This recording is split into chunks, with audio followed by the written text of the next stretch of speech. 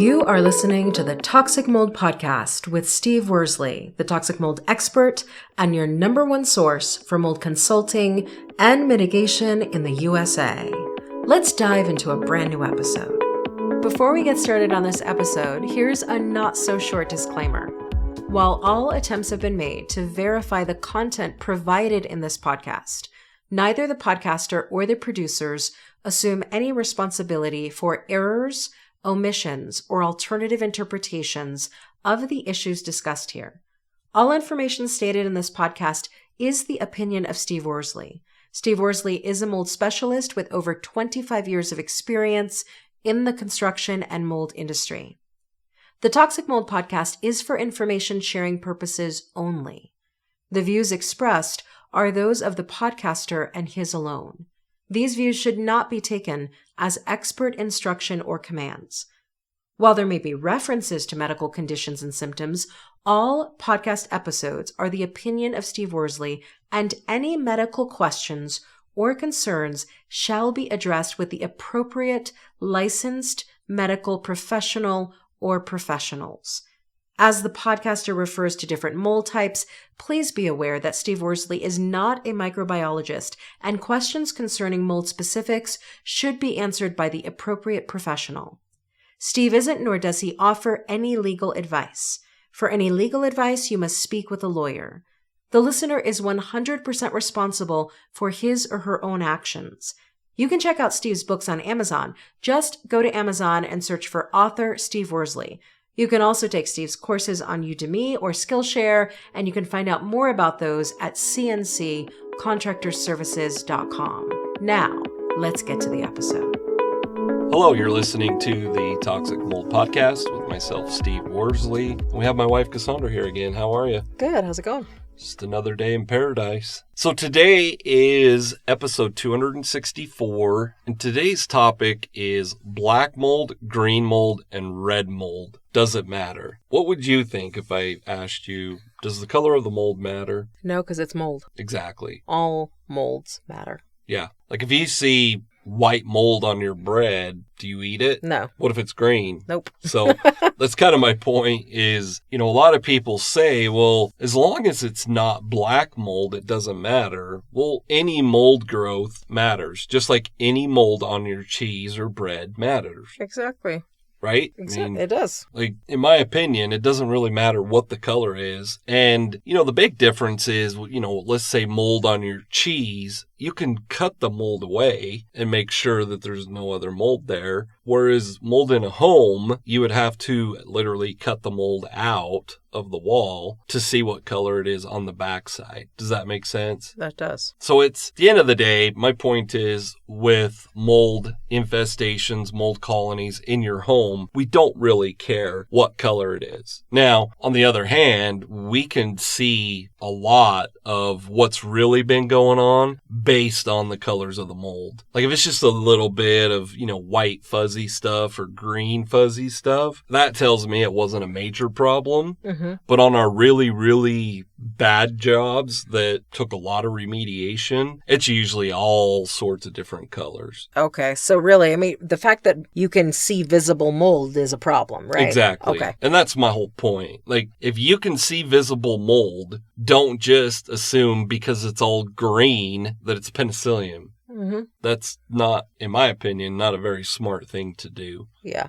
And like I said, my other point about that is, let's say you only see like white mold. Mm-hmm. If you cut that out, the backside of the sheetrock could have all sorts of different colors. That's true. So you're just making an assumption on something you can only visibly see at that point. Well, and isn't this connected to how you always say you have to figure out the root cause? Right. So you're seeing the visible mold, but that's the end product of certain circumstances in the indoor environment that led to it. Yeah. Yeah, and that's the problem, with the first book that I wrote, The Mold Epidemic. One of the reasons I believe we have so many mold problems, and I tell my clients this all the time, it's the things we're introducing ourselves to. It's no different than, you wear these orange glasses and yellow glasses. Blue light blockers. Exactly. And why do you have to do that? To prevent all the toxicity from blue light. Exactly. And so, but the blue light is from devices and screens, TVs and laptops, ring lights, artificial things we've introduced into our environment that were not built for human beings. Exactly. And in my opinion, it's the same concept with mold. The problem and the reason why we have such toxic indoor air quality issues is because everything we're introducing. Yep. Back in the day, cavemen were in caves. And they would be, in caves, which basically is kind of like being outside. Right. Because there's no doors, there's no windows, it's not an enclosed thing. Yeah. And, as humans evolved and time passed, they went from caves that had no front door on it per se, that they started, let's just say they used straw or whatever. Then they evolved past that. And then huts.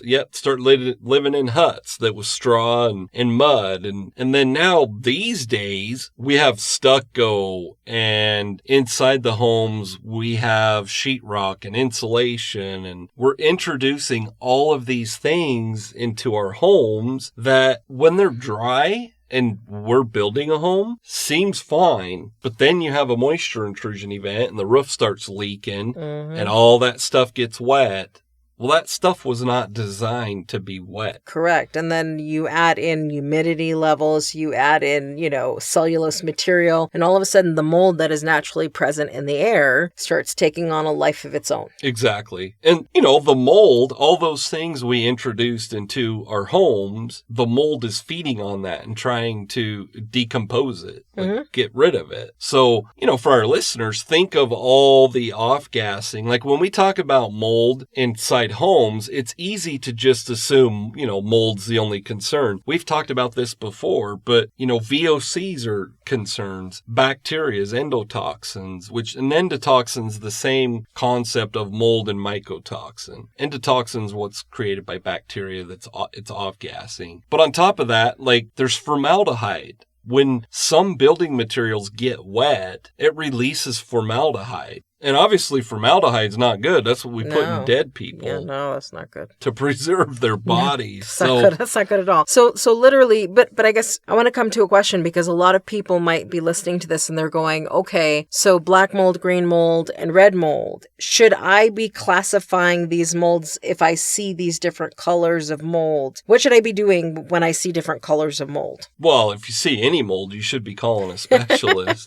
So the existence of it alone, you don't even need to go to the color. Exactly. Okay. That's my whole point about this episode. Now, if I have a client that sends me a picture or reaches out and says, yeah, we were cutting our walls out and they decided not to hire a professional. And, when they cut it out, the backside had red and green and black and dark colors. I'm like, yeah, that's bad. But it's bad anyways, even if they could see it on the visible side. Okay. So, that's my whole point. And some people, and once again, I'm sure my fellow IEPs would disagree with this, but, one scenario we run into all the time is, okay, we see visible mold. We're going to have remediation done. We want to do pre-remediation testing. And I ask my clients, well, why? And they say, well, it's because what if there's Stachybotrys or toxic molds present? Do we change the remediation protocols or scope of work? And I say to them, well, maybe other companies do, but we don't. Our remediation protocols are treated the same for everything, meaning we treat every home like toxic mold was in there. Correct. And which means once we're done with the remediation inside of a containment, outside of the containment, a deep clean needs to happen. Okay. To get rid of the mycotoxins. And it brings me to something that gets brought up, and at the end of the day, I have to answer it this way. People say, well, do I really have to get rid of everything? Well, yeah, if you're mold sensitive or you have CIRS, which is CIRS, you're going to have to do a deep clean and get rid of those mycotoxins. Because those with CIRS, to backtrack a little bit, 25% of the population, some people believe it's higher, cannot detox mycotoxins. Then that's when they get diagnosed with CIRS. So these are what I call mold sensitive people. If you have a home that had mold that was toxic and there were mycotoxins that were released, once we go in to do remediation, those mycotoxins are everywhere in the home. In the ductwork, your couches, dust, anywhere.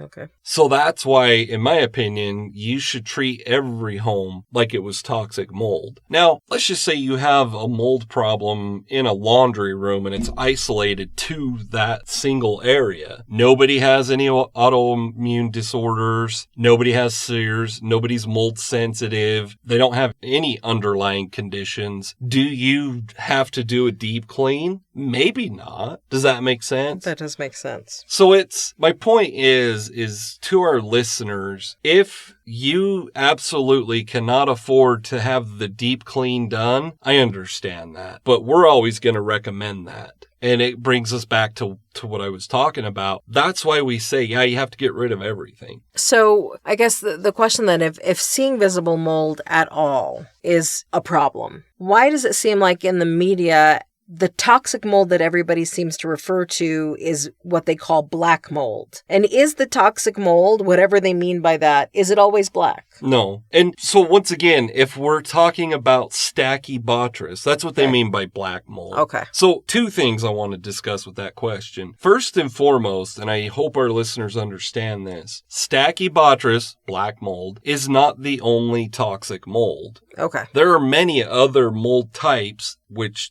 it would be the species, that can produce mycotoxins. So to just say, well, Aspergillus is not toxic, that's not true. Mm-hmm. Like the species Aspergillus niger, which is Niger, mm-hmm. can produce a mycotoxin. Okay. So it's not that simple. Yeah, it's not right. And this is where, we talked about it last week. This is where I have issues with IEPs that just go, they look at the air test results, they do an inspection, they don't find anything. And they look at the results from the air testing and they tell their clients, yeah, everything's fine. I never tell my clients that, even if the results look great and the inspection, there was no concerns. Mm-hmm. I mean, I just did a couple weeks ago, I just did a PRV inspection, couldn't find any concerns inside the home or inside the laundry room, did the air testing, and it came back not very good at all. Okay. So my point is when the IEPs say, oh, everything's fine, you passed, that's why there's really not a pass or fail to testing,